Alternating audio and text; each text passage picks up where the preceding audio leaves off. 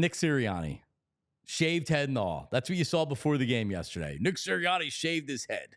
John Clark snapped the photo of him going. Guess he was going back into the tunnel after warmups. Nick Sirianni shaved his head. No, shaved head Sirianni. What happened at the end of the game with Nick Sirianni, jawing at the fans, taunting the fans after the win. It's a bad look for Nick. It's embarrassing. It's not behavior that NFL head coaches should be doing. This isn't college. If my college head coach was doing this, I would still be embarrassed. But you see this in college where they have their coaches show and callers will call in and criticize them and they scream and yell and say, you don't criticize us. We're trying our best. Whatever. This isn't college, Nick. All right. This is not college football. But that's one thing. Taunting the Eagles fans, we've seen them yell at Colts fans and Chiefs fans before, and they were winning then, so fans didn't have a problem with it. They liked it. But now that they're losing, and it's to our home fans, taunting Eagles fans after the game's one thing. It's ridiculous and it's embarrassing, but that could have been cleaned up easy enough. My emotions got the best of me. I was just having fun with them. They were riding me a little bit during the game, so I just having fun with them after the game. It really wasn't that big of a deal. But it was a big deal by the way the Eagles and Nick Sirianni handled it after the game. I am embarrassed for the Philadelphia Eagles. The Eagles should be embarrassed. Nick Sirianni should be embarrassed. The behavior yesterday at that press conference, bringing the children up to the dais for the entire press conference, and then Nick's bizarre behavior that ensued for the entire press conference, I couldn't stop cringing. And it was difficult for me to get through it. I actually had to stop it and then restart it to make sure I listened to the whole thing. After the game yesterday, I didn't get to really catch it live all the way through. It was after the game. I was sick all weekend with some type of flu. My wife got it yesterday. My daughter got it yesterday. So I had a lot of things going on. I knew that he brought the kids up there. I saw some of his answers, but I didn't really get a full grasp for what we were watching until I went through it all this morning and I watched it in its entirety. The Eagles should be embarrassed. Nick Sirianni should be embarrassed. There's a time and a place to bring your kids up to the dais after you clinch the NFC East, after you win the NFC Championship game and you're wearing the NFC Championship hat, in circumstances like that. Not after you beat the Browns on a Sunday 1 o'clock game that was uninspiring and not really impressive. That's not the time to bring your kids up there. After you were just taunting your home fans and you got caught on national TV doing it, and you knew that, and you were prepped for that going into the press conference. So whether or not they were being used as a shield for their dad at the press conference doesn't really matter the true intent before, because he has brought his kids up to the podium before. He has. It doesn't matter because it looks like they were using them as shields yesterday. The whole thing was bizarre. It was troubling. And I'm actually angry about it. As a father of three, I couldn't imagine bringing my children up there like that. They don't need to have that. They don't need to be up there for that. It's not necessary. It's inappropriate. After the NFC Championship game, bring your family up. Give them kisses. Everybody's happy. That's not the situation that it was yesterday at all. I want to play the beginning of the press conference. Nick Sirianni, after he was probably told you got caught, and he's already out of control. Nick is shown to be out of control in situations after games, yelling at Colts fans, F-ing Kansas City Chiefs fans, being caught on camera by it. He was very much on edge yesterday. So we had the first 40 seconds of the press conference, and this is where he's more or less still remembering the coaching that happened, because he's being coached on what he should say at the beginning of the press conference. This is courtesy Dan Wilson of WIP, posted this on Twitter. Here's the first 40 seconds of Nick Sirianni press conference yesterday. It's hard to win in this league, so we're excited to get the win. Our fans created a couple false starts that really helped us win this football game, but just excited to get the win and appreciate the Lynx support. It's damn hard to win in this league. Man, and they got some really good football players over there, and I know Coach Stefanski's a hell of a football coach, and so it's hard to win. Very hard to win in the NFL. He made sure he thanked the fans early on. Oh, the fans, they were very loud and they were great.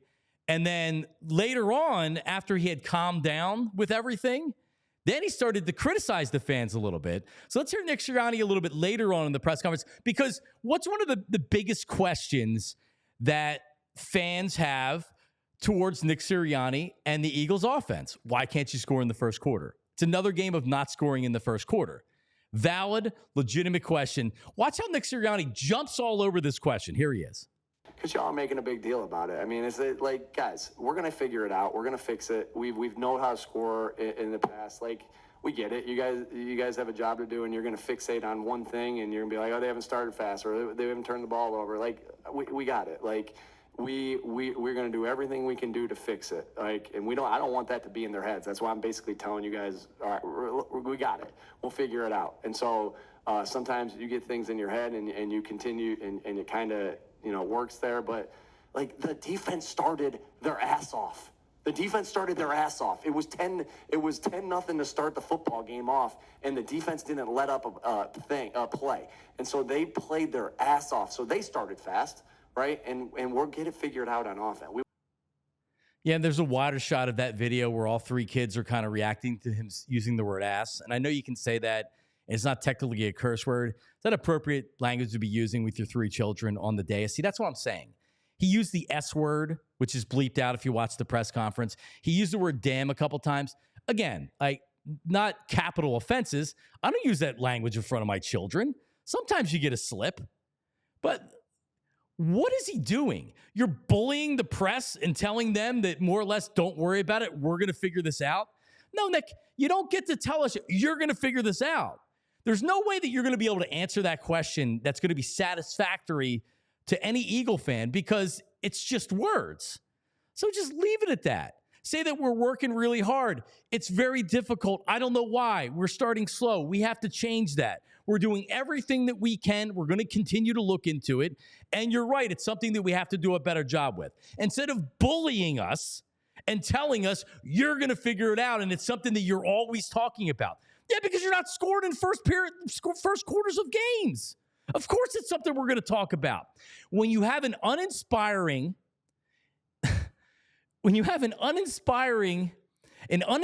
win over potentially the worst team in the National Football League, yes, fans aren't going to be as happy as if you went out and you blew out a good team. Like, look at the Lions yesterday about the Cowboys. That was an impressive win.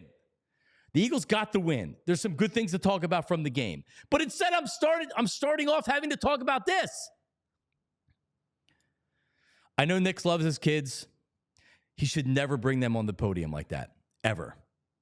He was adding his kids. If you saw the whole thing, I'll just say this. If you haven't seen the press conference, Google it and watch it in its entirety. And you'll be as embarrassed as I am for the Eagles. His behavior was bizarre. I couldn't stop cringing. He's adding his kids into the answer. Like, he's asked a question, and all of a sudden he's going back and forth with his kid, but his kid's not answering. And he's talking about his daughter, like, oh, unless you want to play football. Like, it was one of the weirdest press conferences, and I've seen a lot in my life. It's one of the weirdest press conferences that I've ever seen. It's pretty easy. It's pretty easy to do after a game like that, even after you taunt the fans. I think it's pretty easy to handle. Just having fun with them. It wasn't meant to be mean-spirited. They were riding me a lot during the game. I was just giving it back to them a little bit. Wasn't supposed to be taken any other way. And I think most people would have been like, all right, it looks bad, but all right. Because guess what? No, Nick Sirianni's in a no-win situation right now. Unless they win the Super Bowl, go to the Super Bowl, or go far enough in the playoffs to where it's clear that Nick Sirianni's not the problem, fans are going to want him out of town. They were chanting fire Nick Sirianni at halftime. And I'm sure whatever idiots he was talking to yesterday at the game were chirping pretty loud at him during the game. And it can't be fun being Nick Sirianni. And we've all been to Eagles games, those of us that have been to Eagles games, and we know how it can be down there. It's not easy for Nick Sirianni right now, and I'll be the first to acknowledge that. His behavior's bizarre. He's paid a lot of money to be more professional. His job, especially now as the CEO, head coach of this team, isn't to be an offensive guru, isn't to be a defensive guru, is to be the CEO of this team, is to be a professional, is to be the guy that represents the Philadelphia Eagles. And right now he's embarrassing the Philadelphia Eagles. And if I'm Jeffrey Lurie and I wake up this morning, I'm kind of being like, man, what are we going to do with this guy? We gotta get to him. We gotta figure out how to keep him in control, because he was out of control yesterday.